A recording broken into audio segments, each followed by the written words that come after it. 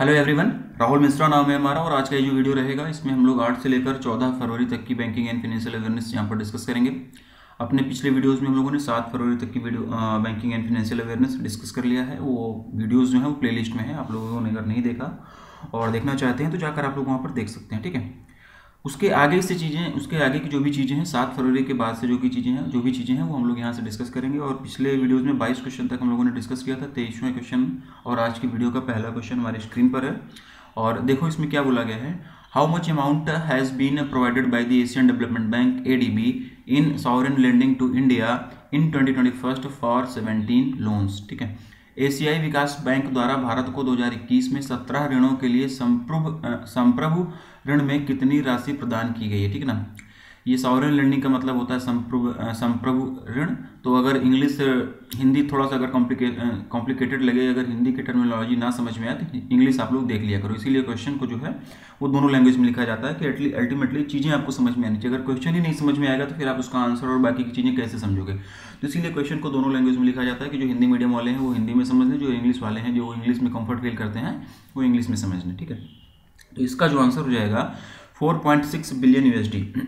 Option number D 4.6 billion USD इसका answer हो जाएगा। ठीक है, 4.6 बिलियन USD की रिकॉर्ड सॉवरेन लेंडिंग की गई है एशियन डेवलपमेंट बैंक के द्वारा इंडिया को 2021 में। ठीक है ना, ADB के द्वारा इंडिया को 2021 में 17 लोन्स के लिए लगभग 4.6 बिलियन USD की सॉवरेन लेंडिंग की गई है। और जिसमें से जो ये 4.6 बिलियन की लेंडिंग की गई है इसमें से 1.8 बिलियन की USD की बात हो रही है। 1.8 बिलियन USD की लेंडिंग जो है वो कोविड के लिए की गई, सिर्फ कोविड से जुड़े हुए वैक्सीनेशन के लिए, मास्क वगैरह के लिए, इन सारी चीज़ों के लिए की गई है। ठीक है, तो बस इतना ही हमको इसमें जानना था और इतना ही हमारे एग्जाम पॉइंट ऑफ व्यू से इंपॉर्टेंट है। ठीक है, बस इतना याद रखना है कि टोटल अमाउंट कितना 4.6 बिलियन USD किसके द्वारा दिया गया है, लेंडिंग की गई sovereign lending Asian development bank के द्वारा इंडिया को 2021 के लिए 17 लोन्स के लिए। ठीक है, एशियन डेवलपमेंट बैंक की बात हो रही है तो मनीला फिलीपींस में जो है इसका हेडक्वार्टर हो जाएगा। ठीक है ना, मनीला फिलीपींस में इसका हेडक्वार्टर हो जाएगा। मसात्सुगु असाकावा ये इसके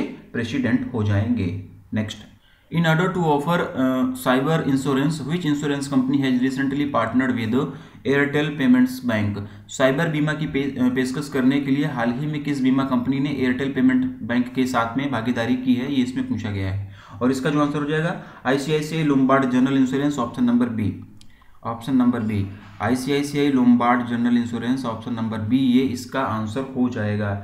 और ये जो इंश्योरेंस प्लान वगैरह है, जो साइबर इंश्योरेंस प्लान वगैरह है, इस प्लान के बारे में नहीं पढ़ना है हमको, प्लान बेचना नहीं है हमको, बस ये जानना है कि किसके किसके बीच में पार्टनरशिप में ये लॉन्च किया गया है। तो उसके लिए बस इतना ही हमारे लिए इनफ होगा। ठीक है, और एयरटेल के जो भी कस्टमर्स होंगे वो एयरटेल थैंक्स ऐप का उपयोग करके इस इंश्योरेंस सुविधा का लाभ उठा सकेंगे, इस इंश्योरेंस सुविधा को ले सकेंगे। ठीक है, एयरटेल पेमेंट बैंक की बात हो रही है यहाँ पर, तो एयरटेल पेमेंट बैंक का हेडक्वार्टर कहाँ पर हो जाएगा, न्यू दिल्ली। ठीक है, नई दिल्ली में इसका हेडक्वार्टर हो जाएगा। अनुव्रता विश्वास ये एयरटेल पेमेंट बैंक के MD एंड CEO हो जाएंगे। कौन हो जाएगा, अनुव्रता विश्वास ये इसके MD एंड CEO हो जाएंगे। बात ICICI लोम्बार्ड जनरल इंश्योरेंस की भी हो रही है, तो ICICI लोम्बार्ड जनरल इंश्योरेंस का हेडक्वार्टर कहाँ पर हो जाएगा, मुंबई महाराष्ट्र में इसका हेडक्वार्टर हो जाएगा। भार्गव दास गुप्ता ये जो है इसके MD एंड CEO हो जाएंगे। भार्गव दास गुप्ता ये इसके MD एंड CEO हो जाएंगे ICICI लोम्बार्ड जनरल इंश्योरेंस के। Next, according to a brand valuation report by the London based brand finance, LIC has been ranked at which position in the list of most valuable insurance brand globally. London स्थित brand finance की एक brand valuation report के अनुसार LIC को विश्व स्तर पर सबसे मूल्यवान बीमा ब्रांडों की सूची में किस स्थान पर रखा गया है। ये बढ़िया क्वेश्चन है और इसका जो आंसर होगा option number D 10th। LIC को 10th नंबर पर, 10th रैंक है LIC की। ठीक है, और इसी रिपोर्ट के अनुसार LIC जो है वो इंडिया की स्ट्रॉन्गेस्ट और लार्जेस्ट ब्रांड है। अगर ग्लोबली बात की जाएगी और वैल्यूएशन में बात की जाएगी, ठीक ना, ग्लोबली यानी कि विश्व स्तर पर, और वैल्यूएशन में अगर बात की जाएगी तो जो LIC है वो 10वें नंबर पर है। ठीक ना, 10वीं सबसे ज़्यादा मोस्ट वैल्यूड इंश्योरेंस ब्रांड है। और इंडिया में अगर बात की जाएगी, पर्टिकुलरली अगर इंडिया की हम लोग बात करते हैं तो LIC जो है सबसे स्ट्रॉन्गेस्ट, सबसे लार्जेस्ट ब्रांड है इंडिया में, जिसकी वैल्यूएशन 8.656 बिलियन USD है। ठीक ना, 8.656 बिलियन USD। ठीक ना, बिलियन USD जो है इसकी वैल्यूएशन है, जिसके साथ ही इंडिया की सबसे लार्जेस्ट और स्ट्रॉन्गेस्ट ब्रांड है। ठीक है ना, 8.656 बिलियन USD का मतलब अगर INR में हम लोग समझें तो लगभग 64,722। ठीक ना, 64,722 करोड़ रुपीज़ ये इसकी जो है INR में वैल्यू हो जाएगी, इतनी वैल्यूएशन है इसकी, ठीक ना। और ग्लोबल अगर हम लोग बात करेंगे तो ग्लोबली ये 10th most valuable insurance brand है। तो ये दोनों चीज़ें आपको बताई गई, एक क्वेश्चन में दो चीज़ें बताई गई। ग्लोबली पूछा गया था, उसका आंसर 10th होगा। अगर ये चीज़ इंडिया में पूछते, वैल्यूएशन की बात हो रही है, वैल्यूएशन की यहाँ पर, ठीक ना, और यही चीज़ अगर इंडिया में पूछते तो इंडिया पे ये फर्स्ट नंबर पर, ठीक ना। इंडिया की ये फर्स्ट नंबर का मतलब है, टॉपेस्ट स्ट्रॉन्गेस्ट लार्जेस्ट ब्रांड है ये इंडिया की, ठीक। चलो नेक्स्ट देखते हैं। The reserve bank of India has recently extended the restrictions on Millat cooperative bank till which date. भारतीय रिजर्व बैंक ने हाल ही में मिलत सहकारी बैंक पर प्रतिबंध किस तारीख तक बढ़ा दिया है, ये इसमें पूछा गया है। और इसका जो आंसर हो जाएगा 7 मई 2022, ऑप्शन नंबर ए, ठीक है। 7 मई 2022 ऑप्शन नंबर इसका आंसर हो जाएगा। वन लाइनर करेंगे, बहुत ज़्यादा इंपॉर्टेंट क्वेश्चन नहीं है, लेकिन फिर भी हम लोग पढ़ते हुए चलते हैं क्योंकि बैंकिंग से रिलेटेड है, तो कहीं पर कोई चीज़ छूट ना जाए, इसलिए हम लोग वो सारी चीज़ें ले लेते हैं जो एग्जाम पॉइंट ऑफ व्यू से जरा से भी इंपॉर्टेंट होती हैं, ठीक है ना। तो इसका जो आंसर हो जाएगा 7 मई 2022। और यह प्रतिबंध जो है वो पहले यह प्रतिबंध 8 फरवरी 2022 तक के लिए लगाया गया था, जिसे अब 8 फरवरी को बढ़ाकर 7 मई 2022 तक के लिए लगा दिया गया है। और BR act, banking regulation act 1949, BR act 1949 के सेक्शन 35A, ठीक है, सेक्शन 35A के सब सेक्शन 1 और सेक्शन 56 के तहत में ये रिस्ट्रिक्शंस जो है लगाया गया है इस बैंक पर RBI के द्वारा। RBI के चारों डिप्टी गवर्नर का नाम आप लोग रिकॉल करते हुए चलो, RBI की कितनी सब्सिडरीज हैं ये भी आप लोग इसी टाइम पर रिकॉल करते हुए चलो। Next, the tenure of MR Kumar as the chairman of the life insurance corporation of India LIC has recently been extended till which date by the appointments committee of the cabinet, ठीक है। भारतीय जीवन बीमा निगम के यानी LIC के अध्यक्ष के रूप में MR कुमार का कार्यकाल हाल ही में कैबिनेट की नियुक्ति समिति के द्वारा किस तारीख तक बढ़ा दिया गया, ठीक है ना। ACC के द्वारा LIC के जो चेयरमैन है MR कुमार, इनका टेन्योर, इनका कार्यकाल बढ़ा दिया गया है। किस तारीख तक इनका कार्यकाल बढ़ाया गया है यही इसमें पूछा गया है। और इसका जो आंसर हो जाएगा 13 March 2023, option number B, option number B 30 March 2023, ठीक है ना। ये इसका जो है वो हो जाएगा, आंसर हो जाएगा ऑप्शन नंबर बी, ठीक ना। पहले इनका कार्य 13 मार्च 2022 तक का था, ठीक ना, जिसे अब 1 साल के लिए फिर से बढ़ाकर 13 मार्च 2023 तक के लिए कर दिया गया है। और ऑफिशियली तो ये जून 2021 में ही रिटायर हो चुके हैं। अगर हम लोग इनकी सर्विस की बात करें ऑफिशियली तो ये जून 2021 में ही रिटायर हो चुके हैं। उसके बाद से इनको 2 सर्विस एक्सटेंशन दिया गया है, ठीक ना। एक सर्विस एक्सटेंशन जो दिया गया था उसमें जो है इनको 13 मार्च 2022 तक के लिए इनकी सर्विस थी। दूसरा जो एक्सटेंशन दिया गया वो 13 मार्च 2022 से बढ़ाकर 13 मार्च 2023 तक के लिए कर दिया गया। तो ये जून 2021 में रिटायर हो चुके थे, लेकिन उसके बाद में इनको 2 सर्विस एक्सटेंशन दिया गया, जिसके बाद अभी 13 मार्च 2023 को रिटायर होंगे। इनको ये सर्विस एक्सटेंशन दिया क्यों जा रहा है, ठीक है ना। MR कुमार को ये लगातार back to back service extension क्यों दिया जा रहा है, तो आप लोगों को पता होगा कि LIC अपना IPO लाने जा रहा है, इनिशियल पब्लिक ऑफरिंग, ठीक है ना। LIC अपना IPO लाने जा रहा है, तो उसी IPO का देख रेख, उसी IPO को सही तरीके से लॉन्चिंग हो जाए, तो उसी के लिए जो है MR कुमार जी को अभी लगातार सर्विस एक्सटेंशन दिया जा रहा है, जिससे कि उसमें कहीं पर कोई प्रकार के इशू ना आए। शुरू से ये चेयरमैन बने हुए थे, IPO की लॉन्चिंग की पूरी जिम्मेदारी इन्हीं के ऊपर है। तो जब तक IPO सही तरीके से लॉन्च नहीं हो जाता तब तक इनको मुझे लगता है कि सर्विस एक्सटेंशन दिया जाएगा। बेसिकली इन दोनों बार जो इनको सर्विस एक्सटेंशन मिला हुआ है उसके पीछे का तो रीज़न यही है कि LIC अपना IPO ला रहा है और उसी की देखरेख करने के लिए सही तरीके से सक्सेसफुली वो सारी चीज़ें हो जाएं, इसीलिए MR कुमार जी को इनको सर्विस एक्सटेंशन 2 बार दिया गया। और अब ये जो है 13 मार्च 2023 को रिटायर होंगे। LIC की बात हो रही है तो LIC का हेडक्वार्टर जो है ये मुंबई महाराष्ट्र में हो जाएगा। चेयरमैन आपको क्वेश्चन में बता ही दिया गया है। Next, in order to automate loan collections which bank has recently partnered with Creditas Solutions, ऋण संग्रह को स्वचालित करने के लिए हाल ही में किस बैंक ने Creditas Solutions के साथ में भागीदारी की है, ये इस क्वेश्चन में पूछा गया है। और इसका जो आंसर हो जाएगा RBL bank, option number C, option number C RBL bank इसका आंसर हो जाएगा। RBL बैंक का एक SaaS based neo collection platform है, ठीक ना। RBL बैंक का एक SaaS based neo collection platform है। SaaS मतलब सॉफ्टवेयर एज ए सर्विस, ठीक ना। SaaS का मतलब हो जाएगा सॉफ्टवेयर एज ए सर्विस। तो RBL बैंक का एक SaaS based neo collection platform है जिसके माध्यम से लोन कलेक्शन को ऑटोमेटिक करने के लिए RBL बैंक ने क्रेडिटास सॉल्यूशन के साथ में पार्टनरशिप किया हुआ है। बस इतना ही जानना है, इससे ज़्यादा इस क्वेश्चन में और कुछ भी पढ़ने की जरूरत नहीं। हाँ, RBL बैंक की बात अगर हुई है यहाँ पर तो हेडक्वार्टर वगैरह हम लोग जानेंगे। हेडक्वार्टर मुंबई महाराष्ट्र में होगा। राजीव आहूजा इंटरिम, ये इसके जो है राजीव आहूजा जी जो है वो इसके MD एंड CEO हो जाएंगे। टैगलाइन की अगर हम लोग बात करेंगे तो अपनों का बैंक, ठीक है ना, अपनों का बैंक, ये इसकी टैगलाइन हो जाएगी। ये बात की मैंने किसकी, आरबीएल बैंक की। बाकी ऑप्शन में और जो भी बैंकें दी गई हैं, इनका हेडक्वार्टर, इनके एमडी एंड सीईओ और इनका टैगलाइन इसी टाइम पर आप लोग रिकॉल करते हुए चलोगे। Next, in order to counter customers digital risk which insurance company has recently launched cyber sachet insurance policy. ग्राहक के डिजिटल जोखिम का मुकाबला करने के लिए हाल ही में किस बीमा कंपनी ने साइबर सैचेट बीमा पॉलिसी शुरू की हुई है, ये इसमें पूछा गया है। वन लाइनर क्वेश्चन रहेगा। HDFC Ergo general insurance, option number A इसका आंसर होगा। इससे ज़्यादा इसमें और कुछ भी पढ़ने की जरूरत नहीं है। Cyber sachet insurance policy HDFC Ergo general insurance के द्वारा लॉन्च किया गया है, बस इतना ही हमको यहाँ पर पढ़ना है। Next, in order to promote digitisation in the dairy sector across India which bank has recently partnered with Stellapps. Bharat भर में डेयरी क्षेत्र में डिजिटलीकरण को बढ़ावा देने के लिए हाल ही में किस बैंक ने स्टेलैब्स के साथ में भागीदारी की है, ये इस क्वेश्चन में पूछा गया है। DBS bank India, option number B इसका आंसर होगा। DBS bank India, option number B इसका आंसर हो जाएगा। स्टेलैब्स एक डेयरी टेक स्टार्टअप है, जो यहाँ पर स्टेलैब्स की बात हो रही है, ये एक डेयरी टेक स्टार्टअप है और डेयरी सेक्टर में डिजिटलाइजेशन को बढ़ावा देने के लिए, डेयरी सेक्टर को डिजिटाइज करने के लिए इसने जो है DBS बैंक इंडिया के साथ में एज ए बैंकिंग पार्टनर के रूप में जो है इसके साथ में पार्टनरशिप की गई है। ठीक है, तो DBS बैंक इंडिया इसका आंसर होगा, option number B. DBS bank India के हेडक्वार्टर की अगर हम लोग बात करेंगे तो मुंबई महाराष्ट्र में इसका हेडक्वार्टर हो जाएगा। स्टेलैब्स के हेडक्वार्टर की अगर हम लोग बात करेंगे तो बेंगलुरु कर्नाटका, ठीक है ना,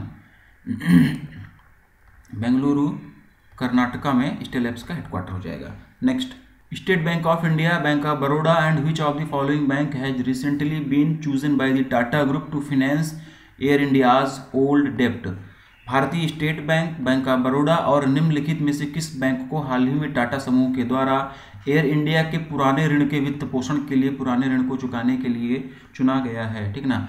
एयर इंडिया को भी हाल ही में टाटा ग्रुप ने खरीद लिया है और टाटा ग्रुप जो है, जो एयर इंडिया का पुराना डेप्ट है उसको चुकाना चाह रहा है। उसके चुकाने के लिए, उस ऋण को चुकाने के लिए टाटा ग्रुप को लोन लेना पड़ेगा।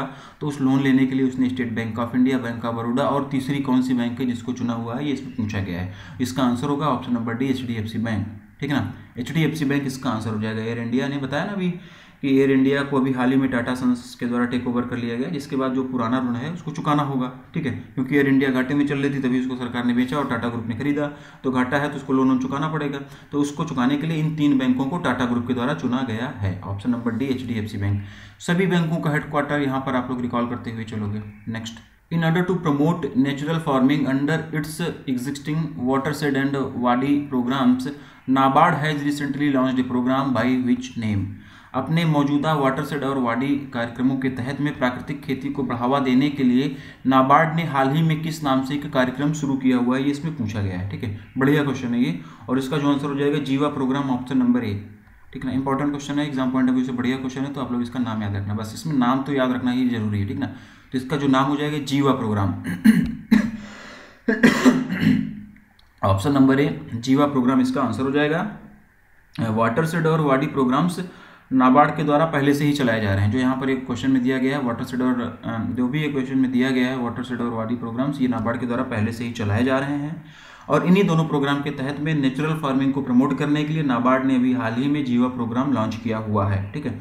वाटरशेड और वाडी प्रोग्राम जो है वो 11 राज्यों में, ठीक ना, टोटल 11 स्टेट्स, 11 राज्यों में ये भी संचालित किया जा रहा है। और जीवा प्रोग्राम को भी इन्हीं 11 राज्यों में अभी इनिशियली पायलट बेसिस पर इम्प्लीमेंट किया जाएगा, ठीक। ज़्यादा डिटेल में जाने की जरूरत नहीं, ये प्रोग्राम क्या है, कैसे वर्क करता है, इसको सबको जानने की इतना यहाँ पर पढ़ने की जरूरत नहीं, ठीक है। ऑप्शन नंबर है जीवा प्रोग्राम इसका आंसर होगा। नाबार्ड की यहाँ पर बात हुई है तो हेडक्वार्टर इसका मुंबई महाराष्ट्र में होगा, ठीक है। GR चिंताला ये नाबार्ड के चेयरपर्सन हो जाएंगे, चेयरमैन हो जाएंगे, ठीक है। ऑप्शन नंबर ए इसका आंसर होगा। Next, in order to distribute its health insurance products across India, Aditya Birla health insurance has recently signed a bank insurance agreement with which small finance bank. भारत भर में अपने स्वास्थ्य बीमा उत्पादों को वितरित करने के लिए आदित्य बिरला स्वास्थ्य बीमा ने हाल ही में किस लघु वित्त बैंक के साथ में एक बैंक इंश्योरेंस समझौते पर हस्ताक्षर किए हैं, ये इसमें पूछा गया है।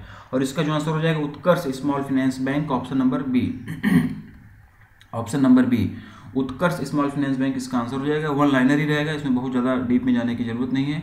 बस इतना याद रखो कि आदित्य बिरला हेल्थ इंश्योरेंस ने उत्कर्ष स्मॉल फाइनेंस बैंक के साथ में एक बैंक इंश्योरेंस पार्टनरशिप किया हुआ है। बैंक इंश्योरेंस पार्टनरशिप क्या होती है, यहाँ पर एक टर्म यूज हो रहा है बैंक इंश्योरेंस। बैंक इंश्योरेंस देखो दो नामों से मिलकर बना हुआ है, बैंक और इंश्योरेंस। तो यहीं से चीज़ें समझ में आनी चाहिए, ठीक, समझ में आनी चाहिए।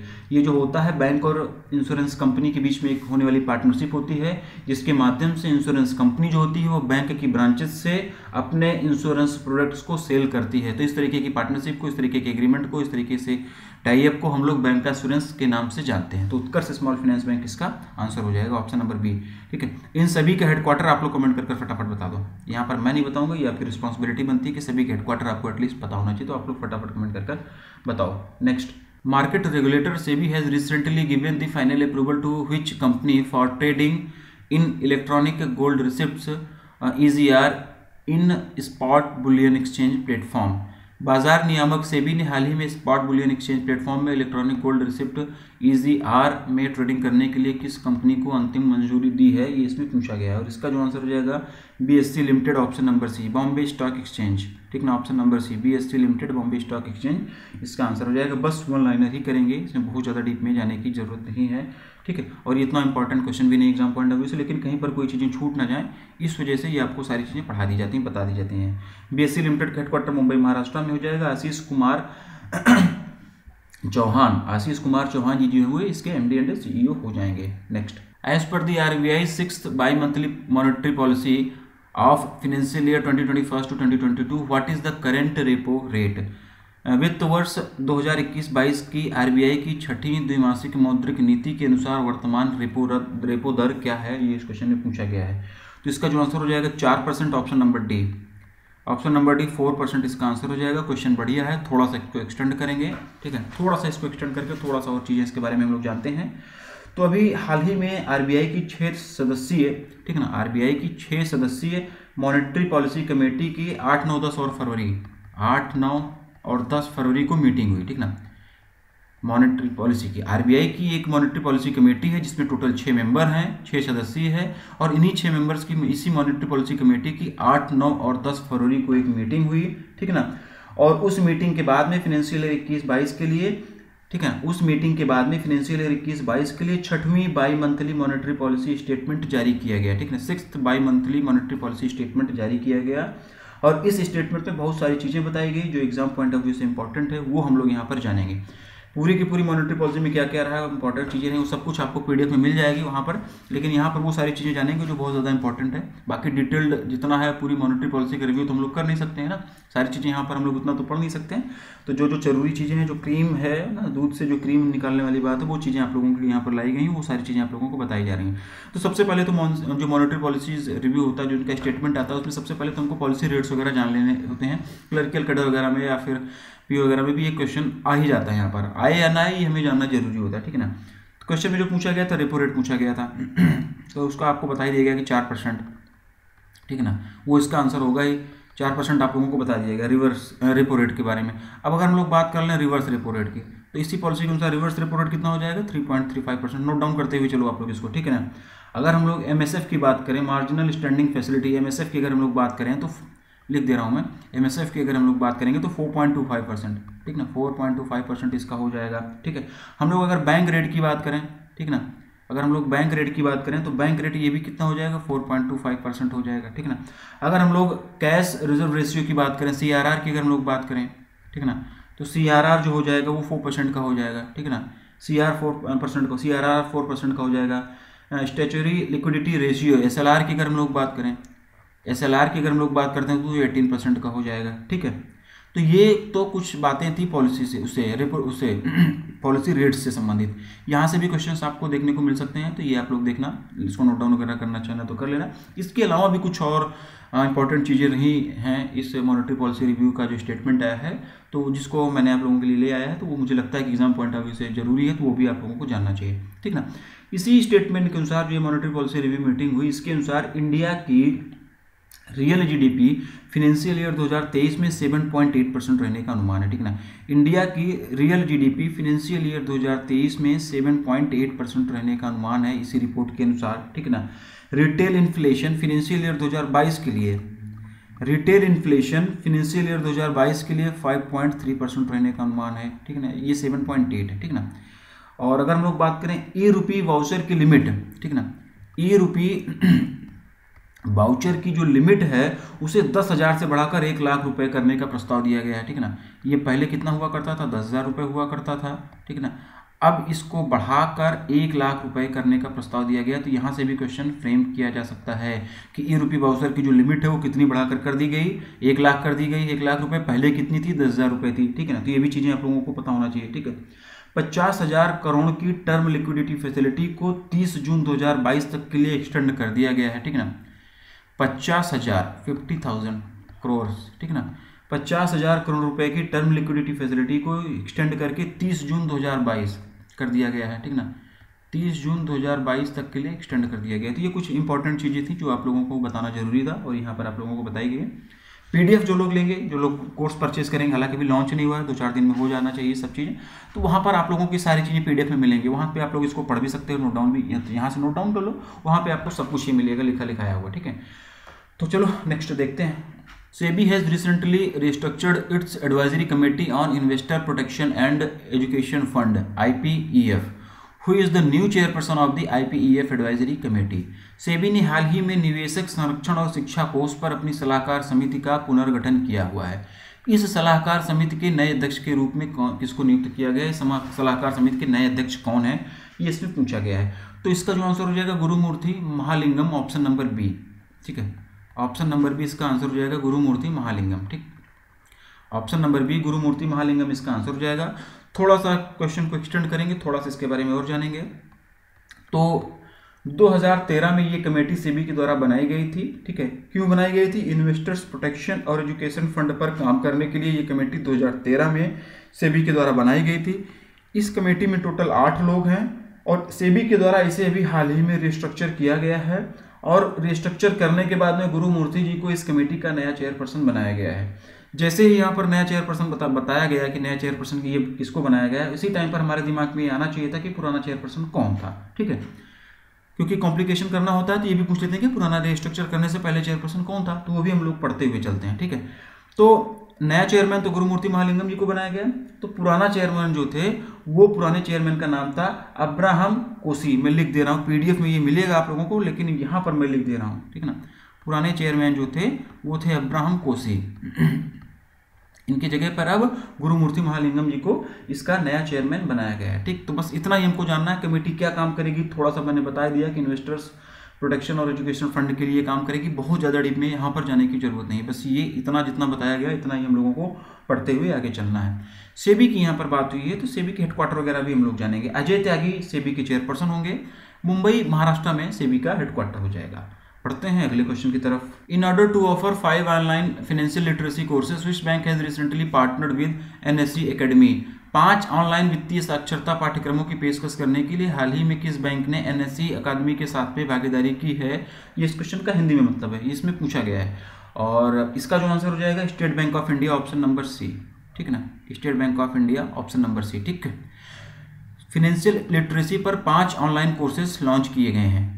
किसके द्वारा लॉन्च किए गए, स्टेट बैंक ऑफ इंडिया के द्वारा। किसके साथ पार्टनरशिप में मिलकर, NSE एकेडमी के साथ में। तो सारी चीज़ें आप लोग जानो। फाइनेंशियल लिटरेसी का कोर्स है, स्टेट बैंक ऑफ इंडिया के द्वारा लॉन्च किया गया है, NSE के साथ में मिलकर किया गया है। 5 कोर्स लॉन्च किया गया है, 5 ऑनलाइन मोड में लॉन्च किए गए हैं, ठीक है। और ये जो कोर्स है मैंने बताया ना कि फाइनेंशियल लिटरेसी को प्रमोट करने के लिए, ठीक है ना, फाइनेंशियल लिटरेसी को प्रमोट करने के लिए massive open online course platform पर लॉन्च किया जाएगा SBI के द्वारा, ठीक है ना। और इन 5 कोर्सों के नाम हम लोग जान लेते हैं, हालांकि नाम जानना इतना जरूरी नहीं, लेकिन फिर भी हम लोग जान लेते हैं, ठीक है ना। पहला कोर्स जो रहेगा MSME लैंडिंग इन नटसेल, इस नाम से रहेगा। दूसरा कोर्स जो रहेगा बैंकिंग फंडामेंटल्स नाम से रहेगा। तीसरा कोर्स जो है NRI बिजनेस एंड कंप्लायंसेस नाम से रहेगा। चौथा कोर्स रहेगा प्रायोरिटी सेक्टर लैंडिंग नॉर्म्स और 5वां कोर्स रहेगा electronic payment system in India, ठीक है ना। ये 5 कोर्स जो है SBI के द्वारा NSE एकेडमी के साथ पार्टनरशिप में फाइनेंशियल लिटरेसी वाले ये 5 कोर्स ऑनलाइन मोड में massive open online courses, massive open, ठीक है ना, ऑनलाइन कोर्सेज प्लेटफॉर्म पर ये लॉन्च किए जाएंगे SBI के द्वारा, ठीक है। और इससे ज़्यादा डीप में जाने की जरूरत नहीं है, ये सारे 5 कोर्सेज के नाम जो कुछ भी PDF में आप लोगों को मिल जाएंगे। स्टेट बैंक ऑफ इंडिया की बात हुई है, मुंबई महाराष्ट्र में इसका हेडक्वार्टर हो जाएगा। दिनेश कुमार खारा इसके चेयरपर्सन हो जाएंगे। और tagline in state bank of India की कई सारी टैगलाइन है, तो जो भी आप लोगों को याद आ रही है वो आप लोग कमेंट करके बता दो। ICICI, बड़ौदा और बैंक ऑफ इंडिया, इन सभी के हेडक्वार्टर, टैगलाइन और MD CEO एटलीस्ट आप लोगों को ये पता होना चाहिए और इसको इसी टाइम पर रिकॉल करते हुए चलो। अगले क्वेश्चन की तरफ बढ़ते हैं। As per recently released Comscore report which company has the highest penetration of digital payments in India. हाल ही में जारी कॉमस्कोर रिपोर्ट के अनुसार भारत में किस कंपनी का डिजिटल भुगतान की पहुंच सबसे अधिक है, ये इस पर पूछा गया है। पेटीएम ऑप्शन नंबर डी इसका आंसर होगा, ठीक है ना। पेटीएम ऑप्शन नंबर डी इसका आंसर हो जाएगा, ठीक है ना। 45% पेनिट्रेशन है, ठीक है ना। कितना? 45%, 45%, ठीक। 45% पेनिट्रेशन के साथ में पेटीएम टॉप पर है। सेकंड नंबर पर गूगल पे है जिसकी पेनिट्रेशन कितनी है? 43%, ठीक ना। इस पे कौन है? गूगल पे, ठीक, गूगल पे है, ठीक है। बहुत ज़्यादा डीप में जाने की जरूरत नहीं। इसमें ये पूछा गया है कि डिजिटल पेमेंट्स, ये जान लो कि किसका डिजिटल पेमेंट पहुंच सबसे ज़्यादा है, ठीक ना। इंडिया में किसकी डिजिटल पेमेंट पहुंच सबसे ज़्यादा है, तो पेटीएम की है 45%, सेकंड नंबर पर गूगल पे है। बस इतना ही हमको यहाँ पर पढ़ना है। नेक्स्ट देखेंगे। In order to offer a credit card named Paisa on demand POD which bank has recently partnered with पैसाबाजार.com। पैसा ऑन डिमांड नामक क्रेडिट कार्ड की पेशकश करने के लिए हाल ही में किस बैंक ने पैसाबाजार.com के साथ में भागीदारी की है? RBL bank option number A इसका आंसर होगा, ठीक है। RBL bank option number A इसका आंसर हो जाएगा। ये भी वन लाइनर ही रहेगा, ठीक है ना। ये भी वन लाइनर ही रहेगा, बहुत ज़्यादा डीप में जाने की जरूरत नहीं है। बस आप लोगों को क्रेडिट कार्ड का नाम और पार्टनरशिप किसके किसके बीच में हुई है ये आप लोगों को याद रखना है, ठीक है ना। जो क्रेडिट कार्ड है किस नाम से लॉन्च होगा? पैसा ऑन डिमांड, ठीक है ना। ये इस नाम से तो क्रेडिट कार्ड लॉन्च होगा, तो ये आपको याद होना चाहिए। किस किस के बीच में पार्टनरशिप हुई है? तो RBL बैंक और पैसा बाजार के बीच में, तो ये दोनों चीज़ें आपको याद रखनी है। RBL बैंक और पैसाबाजार.com के बीच में पार्टनरशिप में पैसा ऑन डिमांड नाम से क्रेडिट कार्ड लॉन्च करने के लिए एक पार्टनरशिप हुई है। तो बस ये दोनों चीज़ें आप लोगों को याद करनी है। RBL बैंक की बात हुई है तो पिछले 2-3 क्वेश्चन पहले भी RBL बैंक का जिक्र हुआ था, तो वहाँ पर हेडक्वार्टर वगैरह मैंने बताया था, लेकिन फिर से मैं यहाँ पर बता दे रहा हूँ, ठीक है। मुंबई महाराष्ट्र में इसका हेडक्वार्टर होगा। राजीव आहूजा ये इसके MD एंड CEO हो जाएंगे। अपनों का बैंक ये इसकी टैगलाइन हो जाएगी।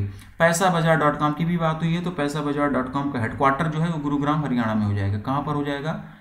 गुरुग्राम हरियाणा में इसका हेडक्वार्टर हो जाएगा, ठीक। अगला और लास्ट क्वेश्चन देखेंगे हम लोग इस वीडियो का। Which bank has recently acquired a 21% stake in India first life insurance company from the union bank of India. हाल ही में किस बैंक ने यूनियन बैंक ऑफ इंडिया से India first life insurance company में 21% की हिस्सेदारी का अधिग्रहण किया है? वो भी बढ़िया क्वेश्चन है। तो इसका जो आंसर होगा Bank of Baroda option number C, ठीक है। Bank of Baroda option number C जो है ये इसका आंसर हो जाएगा, ठीक है। India first life insurance company में यूनियन बैंक ऑफ इंडिया की कुछ हिस्सेदारी थी, वही जो यूनियन बैंक ऑफ इंडिया की हिस्सेदारी थी उसी हिस्सेदारी का 21% स्टेक कौन से बैंक के द्वारा एक्वायर किया गया है, ये इस पर पूछा गया। तो इसका आंसर हो जाएगा Bank of Baroda option number C, ठीक है ना। बैंक ऑफ बड़ौदा ने इंडिया फर्स्ट लाइफ इंश्योरेंस में यूनियन बैंक ऑफ इंडिया की 21% की हिस्सेदारी का अधिग्रहण किया हुआ है। और इस अधिग्रहण के बाद में इंडिया फर्स्ट लाइफ इंश्योरेंस में बैंक ऑफ बड़ौदा BOB का जो शेयर है वो बढ़कर 65% हो जाएगा। 21% की हिस्सेदारी का अधिग्रहण यूनियन बैंक ऑफ इंडिया से कर लेने के बाद में बैंक ऑफ बड़ौदा का share India first life Insurance में बढ़कर 65% का हो जाएगा। तो बस इतना ही हमको यहाँ पर जानना था। बैंक ऑफ बड़ौदा की बात हुई, हेडक्वार्टर इसका वडोदरा गुजरात में हो जाएगा, ठीक ना। वडोदरा गुजरात में इसका हेडक्वार्टर हो जाएगा। संजीव चड्ढा ये इसके MD एंड CEO हो जाएंगे। इंडियाज इंटरनेशनल बैंक ये इसकी टैगलाइन हो जाएगी। बैंक ऑफ बड़ौदा के बारे में मैंने बताया, और ऑप्शन में जो भी और ये बैंक वगैरह दी गई इनका हेडक्वार्टर, टैगलाइन और MD एंड CEO, एटलीस्ट इतनी सारी चीज़ें आप लोग रिकॉल करते हुए चलो, ठीक। तो आज का वीडियो हम लोग यहीं पर वाइंड अप करेंगे। हम लोगों ने आज यहाँ पर 14 फरवरी तक की बैंकिंग एंड फाइनेंशियल अवेयरनेस को डिस्कस कर लिया है, ठीक है। बहुत ही जल्दी आप लोगों को पेड कोर्स मिलने वाला है, बहुत ही जल्दी, ठीक है। वेबसाइट और ऐप डेवलपमेंट मैंने बोला कि लगभग सारी चीज़ें हुई, कुछ पेमेंट गेटवे का इशू आ रहा है और वो गूगल के एंड से वो इशू चल रहा है, उस पर हम लोग रिजॉल्व करने में लगे हुए हैं। लेकिन क्या होता है ना कि गूगल टाइम थोड़ा सा ज़्यादा ले रहा है, ठीक है ना। उनके मेल सारा, एक तो कोई इनका टोल फ्री नंबर वगैरह नहीं होता, तो मेल से ही सारी चीज़ें होती हैं, तो मेल का रिप्लाई आने में कई बार काफ़ी टाइम लग जाता है, तो थोड़ा सा इसलिए डिले चल रहा है। बहुत जल्दी आपको ऐप भी मिलेगी जहाँ पर आपको सारे के सारे पेड कोर्सेज भी मिलेंगे, फ्री में क्विजेज वगैरह भी आप लोगों को प्रोवाइड कराई जाएंगी, और ऐप में और भी बहुत सारे फीचर्स आने वाले टाइम पर धीरे धीरे ऐड किए जाएंगे, ठीक है ना। पूरा एक प्रॉपर डेडिकेटेड बैच भी हम लोग लॉन्च करेंगे जिसमें सभी टीचर्स के सभी सब्जेक्ट के फैकल्टीज वगैरह रहेंगे। तो बहुत अच्छी प्लानिंग चल रही है और कोशिश की जाएगी कि बेहतर से बेहतर कंटेंट आप लोगों को रीजनेबल प्राइस में सब कुछ आप लोगों को अवेलेबल कराया जाए, ठीक है। तो चलो मिलते हैं अपने अगले वीडियो में।